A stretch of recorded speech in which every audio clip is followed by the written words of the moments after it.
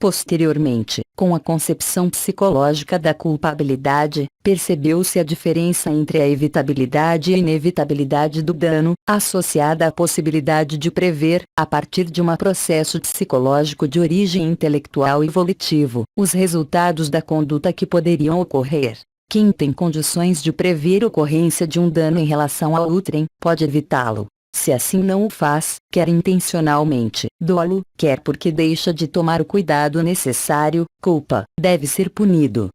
A culpabilidade, portanto, é o vínculo psíquico que liga o agente ao fato, podendo assumir duas espécies, dolo e culpa, e tendo como pressuposto a imputabilidade. A segunda concepção nasceu da ideia de que a culpabilidade não se exaure no aspecto psicológico. O culpado é quem erra em relação a algo que deveria fazer.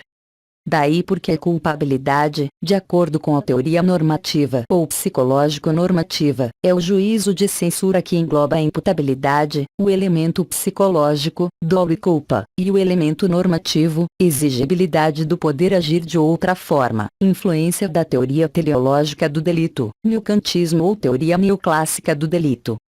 Posteriormente, surgiu a teoria psicológico-normativa da culpabilidade, que, além do dolo e culpa, elemento psicológico, continha a exigibilidade de conduta diversa e a imputabilidade como elementos normativos. Quanto à concepção normativa pura, sendo a ação humana orientada finalisticamente, o dolo e a culpa estão no tipo. A culpabilidade passa a ser um juízo de valor, um juízo de censura do juiz sobre a conduta do agente. Por esta teoria, não se pode confundir o juízo de censura ou reprovação que é a culpabilidade, com aquilo que se censura ou reprova, que é a conduta, valoração do objeto. O objeto da valoração, despojada de qualquer conteúdo psicológico, a reprovação passa a ser analisada apenas no seu conteúdo normativo. Destarte, o juízo de censurabilidade exige duas condições: que se realize um fato típico e antijurídico e que ele seja praticado por alguém com capacidade de decidir, e que tenha autonomia de vontade para decidir conforme o direito, no caso concreto. São elementos da culpabilidade: a. Imputabilidade. b. Exigibilidade de conduta diversa. c. Potencial consciência da ilicitude. Fala-se, hoje, também, numa teoria complexa da culpabilidade, evolução da teoria normativa pura, que inclui, no grau de censura, um juízo de valor acerca do elemento subjetivo do tipo dolo direto, eventual ou culpa. 2. Estrutura pelo conceito normativo: culpabilidade é a reprovação normativa do tipo de ilícito praticado pela pessoa que, tendo capacidade de entender e querer, podia, nas circunstâncias concretas do fato, conhecer a sua ilicitude e agir de outra forma. Disso se extrai que ela possui um pressuposto e dois requisitos: imputabilidade, possibilidade concreta de conhecer a ilicitude da conduta, e possibilidade concreta de agir de forma diversa. Faltando um dos elementos, a culpabilidade não se forma, existindo tipos permissivos exculpantes ou dirimentes, tais como a coação irresistível e a obediência hierárquica, bem como causas supralegais de exclusão da culpabilidade, conforme segue abaixo. 3. Imputabilidade. 3. 1. Considerações gerais: a noção de crime como fato punível implica o reconhecimento de que seu autor é uma pessoa com uma dimensão ética, alguém que tem condições de discernimento e autodeterminação suficientes para direcionar e motivar o seu comportamento segundo critérios de valor. Mas esta dimensão ética pressupõe normalidade biológica e psicológica, caso contrário faltará uma condição prévia para que o juízo normativo de censura possa incidir, não sendo possível imputar juridicamente a essa pessoa a prática do fato. Imputabilidade é a capacidade biopsicológica de compreender a ilicitude penal e de determinar sua conduta conforme esta compreensão. Apresenta-se como pressuposto da culpabilidade. Há 3 critérios possíveis para a aferição da imputabilidade: o biológico, o psicológico e o biopsicológico ou misto. O primeiro considera suficiente que haja imaturidade ou afecção mental para que se configure a inimputabilidade. Para o segundo, inimputável seria todo aquele que apresentasse um déficit intelectual ou volitivo. Ambos pecam pela visão unilateral do problema. O CP adotou o critério biopsicológico como regra. Inimputável é aquele que, por fatores biológicos, demonstra incapacidade psicológica de conhecer do caráter ilícito da sua conduta, ou de determinar-se conforme esse entendimento. A imputabilidade só estará excluída se o fator psicológico decorrer do biológico. É o que se deduz do art. 26, que traz um conceito negativo de imputabilidade. Não sendo inimputável, imputável é regra da imputabilidade. No entanto, no que tange à menoridade penal, o CP adotou o critério biológico quando, no art. 27, estabelece presunção de inimputabilidade por desenvolvimento mental incompleto, quais sejam os menores de 18 anos. A eles são aplicadas as regras do Estatuto da Criança e do Adolescente. Os fatores biológicos ensejadores de inimputabilidade são a doença mental, o retardamento ou a imaturidade do desenvolvimento mental. Eles geram a inimputabilidade do autor do fato típico ilícito quando determinarem a absoluta incapacidade de conhecimento da ilicitude ou a absoluta incapacidade de orientação do comportamento. Sendo inimputável, ele não possui o discernimento ético de motivar-se conforme a norma e não pratica crime, a isenção de pena, sendo-lhe imposta uma medida terapêutica de defesa social, a medida de segurança. Mas os distúrbios da saúde mental podem, embora preservando parcialmente, importar na redução, e não supressão, da capacidade psicológica de conhecimento ou de vontade. Semi-imputabilidade ou imputabilidade diminuída, art. 26, parágrafo único. Ao juiz, esclarecido pela perícia, abre-se a opção de atenuar quantitativamente a pena ou de substituí-la por medida de segurança, sistema vicariante, em oposição ao duplo binário, que permitia a aplicação dos dois institutos. Pelo sistema vicariante, o agente só responde por uma das duas consequências, ou pena, ou medida de segurança. O momento da aferição é o da conduta, já que o tempo do crime é o da ação ou omissão, por meio de exame póstumo realizado por peritos especialmente habilitados. Esta aferição, em alguns casos, pode ser retroativa, quando o agente deliberadamente se pôs em condição de inimputabilidade para cometer um crime, será considerado imputável. 3.2 Emoção e paixão. A emoção é um profundo abalo de estado da consciência determinada por uma mudança repentina do ambiente. Comporta graus. O impacto inicial desencadeador da emoção, emoção-choque, confunde as pautas intelectuais e volitivas. Na medida em que vai se afastando do abalo, atinge-se um estado de serenidade relativa, emoção-sentimento. Já a paixão é a total concentração da consciência em torno de um objeto, levando-se a um comprometimento da seletividade. Os estados emocionais ou passionais não excluem a imputabilidade, art.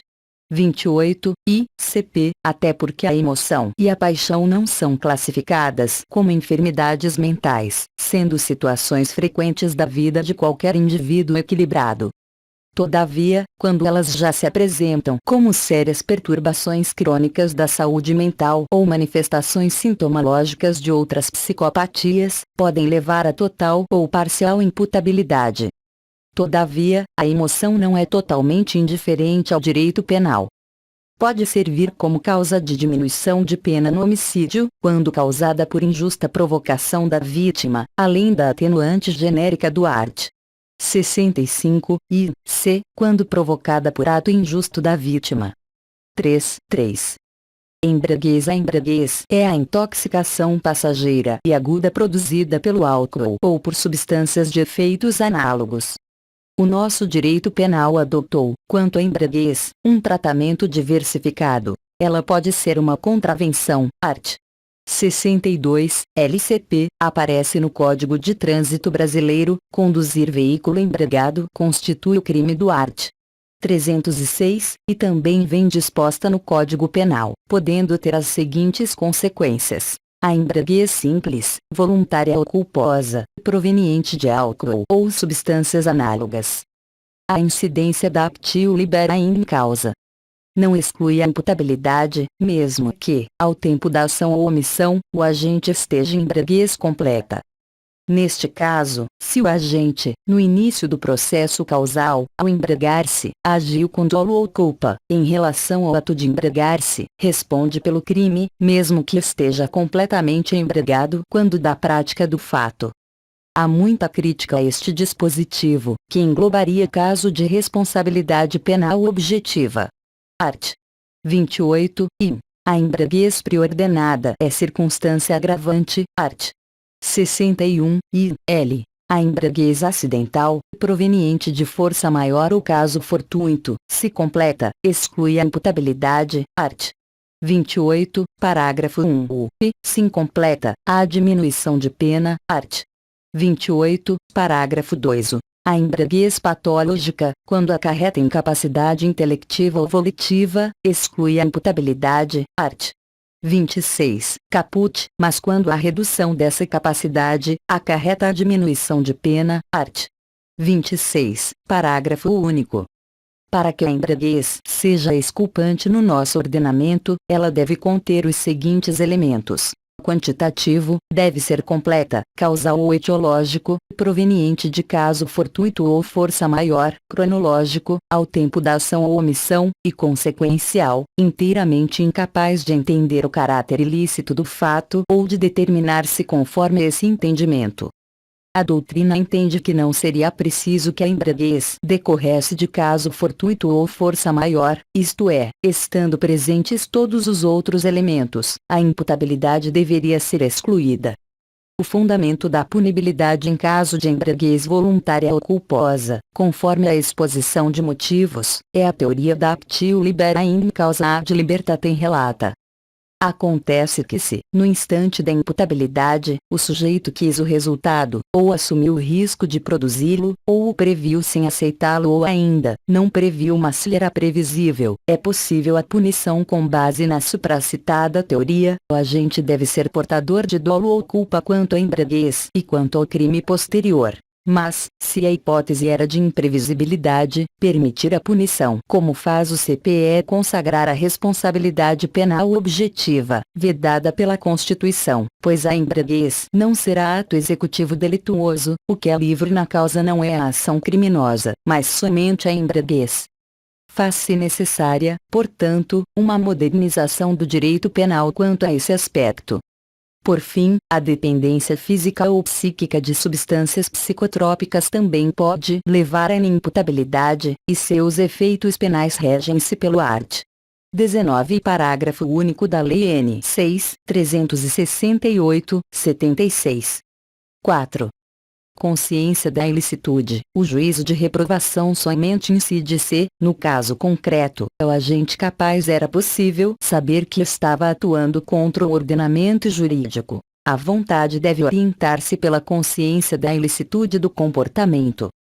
Mas o que é a consciência da ilicitude? Não se trata de conhecimento técnico de uma norma jurídica, orientação formal, ou de um conhecimento diferenciado das normas culturais, da antissocialidade da conduta, orientação material, ou apenas os juristas, no primeiro caso, ou os sábios, no segundo, seriam passíveis do juízo de reprovação. Trata-se de conhecimento leigo, vulgar, que está ao alcance de qualquer indivíduo capaz que tenha acesso aos meios de informação. E o ordenamento não impõe o dever de conhecer a ilicitude, mas o dever de se informar, somente exigindo o cumprimento desse dever quando, nas circunstâncias concretas do agir, verifique-se que o sujeito tem possibilidade de informar-se, com a reflexão ordinária, sobre a antijuridicidade de um comportamento. A censura deve recair tanto sobre quem realiza uma conduta cuja ilicitude conhecia quanto sobre quem realiza uma conduta cuja ilicitude desconhecia porque, tendo possibilidade de aplicar sua inteligência e atenção para conseguir esse conhecimento, não se informou sobre a ilicitude. Teoria sobre a posição da consciência da ilicitude na estrutura do delito. A teoria extrema do dolo. O dolo possui a consciência da ilicitude, que deve ser real e atual, não sendo suficiente que seja potencial. A inexistência real de consciência da ilicitude exclui o dolo, podendo haver punição por crime culposo se o erro era vencível. B. Teoria limitada do dolo. No dolo basta que exista um potencial conhecimento da antijuridicidade. C. Teoria extrema da culpabilidade. Sendo dolo natural, a consciência da ilicitude não faz parte dele, mas da culpabilidade, bastando ser potencial. Ausente o conhecimento da ilicitude, o sujeito deve ser absolvido não por ausência de dolo, mas por inexistir culpabilidade, erro evitável, pois se o erro de proibição for evitável, a culpabilidade deve ser atenuada. Já o erro de tipo exclui o dolo. D. Teoria limitada da culpabilidade. Semelhante à anterior, difere quanto ao erro sobre a situação de fato de uma causa de justificação, que seria erro de proibição pela teoria anterior, pela limitada, é erro de tipo, excluído o dolo e remanescendo a punição a título de culpa se evitável. Mas se o erro recair sobre a norma de proibição, o dolo subsiste, podendo ser excluída ou atenuada a culpabilidade se o erro de proibição for inevitável ou evitável, como a anterior, é a teoria adotada pelo CP. Destarte, o primeiro requisito da culpabilidade, e seu segundo elemento, é a consciência potencial, não necessariamente atual, da ilicitude. Incidindo o erro de proibição sobre ela, pode fazer excluir a culpabilidade se invencível ou atenuá-la, se vencível, o assunto será mais bem abordado quando se falar de erro. 5. Exigibilidade de conduta conforme o direito. 5. 1. Considerações gerais. A conduta do sujeito, ao realizar um fato típico e antijurídico, somente pode ser considerada autônoma, reprovável, punível, se a decisão de realizá-la foi proveniente de um processo de normal motivação de sua vontade. Por outro lado, se qualquer interferência convence de que a vontade foi anormalmente motivada, a decisão não se considera autônoma, e a culpabilidade estará excluída. Para saber se a motivação foi normal ou anormal, recorre-se à teoria das circunstâncias concomitantes, concebida por Frank. A análise exaustiva de tais circunstâncias ao atuar permitirá identificar os fatores e as situações que motivaram a vontade a decidir daquela maneira, se a conclusão for no sentido de que, naquelas circunstâncias, era impossível ao indivíduo decidir de outra forma, já que sua vontade estava normalmente motivada, não poderá recair sobre ele o juízo de reprovação, pois ninguém pode ser culpado por uma conduta que não podia deixar de ser praticada. A inexigibilidade de conduta conforme o direito fundamenta duas dirimentes legais, quais sejam a obediência hierárquica e a coação irresistível, art. 22, CP, além de servir como causa supralegal de exclusão da culpabilidade. 5. 2. Obediência hierárquica, o atendimento do interesse público, finalidade precípua do Estado, impõe rígido vínculo de subordinação entre os funcionários que exercem atividades de chefia e os que exercem funções operacionais. Do poder hierárquico que informa a administração, decorre que, via de regra, as ordens emanadas dos superiores devem ser cumpridas pelos subalternos, tendo em vista o princípio da presunção da legitimidade e veracidade. Daí porque se diz que, muitas vezes, não é dado ao funcionário agir de outro modo, ainda que a execução de uma ordem superior importe na realização de um fato típico e antijurídico. Excluída a sua culpabilidade, responde pelo fato apenas seu superior. São requisitos da obediência hierárquica: a. Relação de direito público entre superior e subordinado. B. Que a ordem não seja manifestamente ilegal. O cumprimento estrito de uma ordem legal corresponde a uma justificativa penal. Art. 23, in. Se a ordem for manifestamente ilegal, quando não observa os requisitos formais extrínsecos, ou emitida por autoridade incompetente ou tem objeto ilícito, a dirimente é afastada, respondendo o obediente como coautor ou partícipe, incidindo a atenuante prevista no art. 65, e c. CP. C. Que o fato seja cumprido dentro de estrita obediência à ordem. Se houver excesso, o executor responde por isso. Impende registrar que o subalterno militar tem o dever legal de obediência, pode cometer crime de insubordinação do art. 163, CPM, não sendo culpado qualquer que seja a sua concepção sobre a ilegalidade da ordem. Apenas ela não pode ser manifestamente criminosa, todavia poderá ser obrigada a executá-la por meio de coação irresistível, excluindo-se nesse caso a sua culpabilidade por força dessa última exculpante. 5.3 Coação moral irresistível em direito penal. Coação é o constrangimento imposto a uma pessoa para compeli-la a realizar um fato típico e antijurídico. Fala-se aqui apenas da coação psicológica ou moral, porque a vis absoluta, coação física, é causa de ausência de vontade e, portanto, de conduta.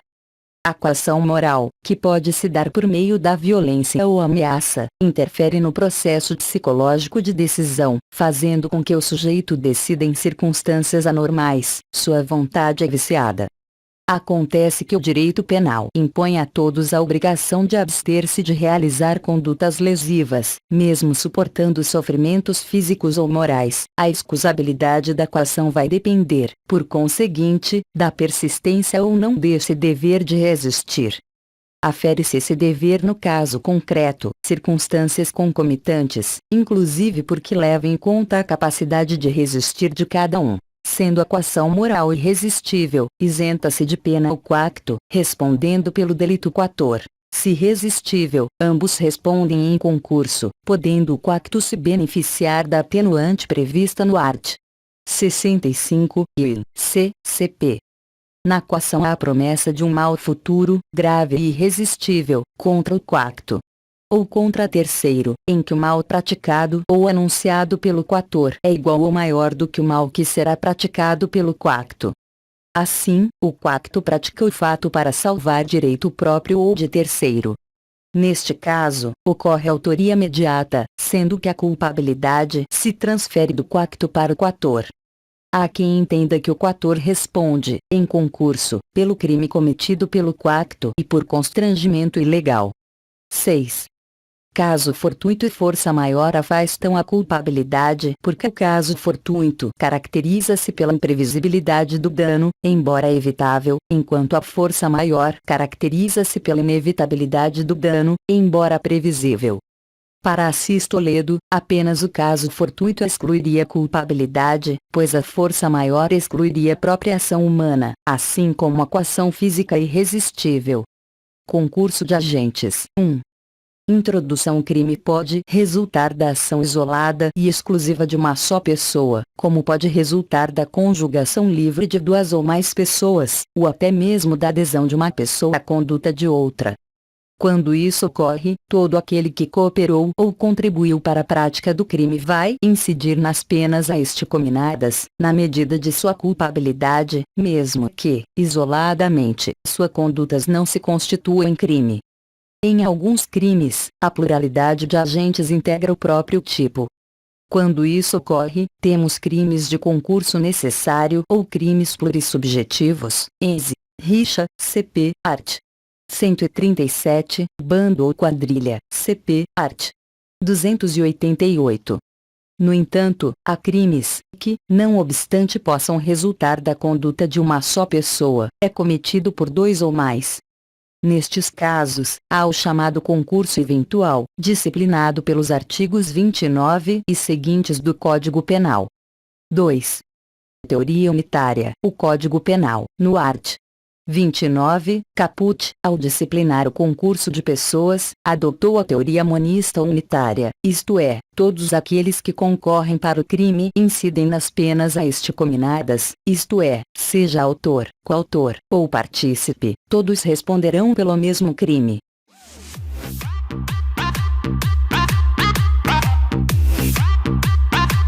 I'm an Albert Charles.